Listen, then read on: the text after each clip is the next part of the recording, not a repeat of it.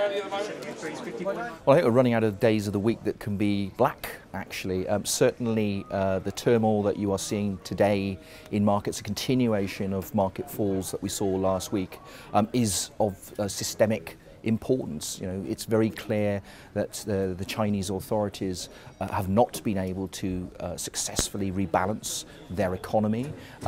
Part of the strategy in doing that was to effectively pump up or create a stock market boom in order to create a wealth effect. That has failed, and they failed to arrest the downturn. We've had about 70% of stocks in the Shanghai composite overnight limit down at 10%. This is a very, very difficult phase for the Chinese economy, not because of what's going on elsewhere in the world, but the rebalancing of the economy that they're trying to make away from a industrial manufacturing economy to one which is more consumer driven. They're doing exactly what every Western economy has done, but at a much faster pace. There's a series of global risks coalescing together in markets today. You're seeing concerns over the formation of an interim Greek government weighing on markets.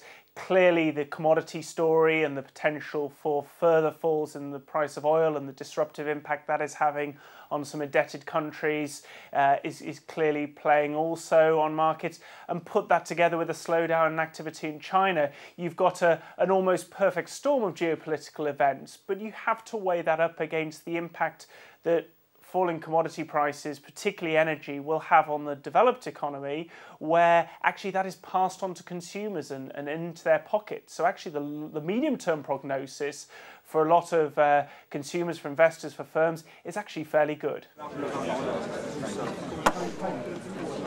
So you've got soft global demand, but also you've got vast supply. I mean, you're still getting, for instance, iron ore supplies set to expand by 15% compound over the next couple of years. So no surprise that pricing suffers in that environment.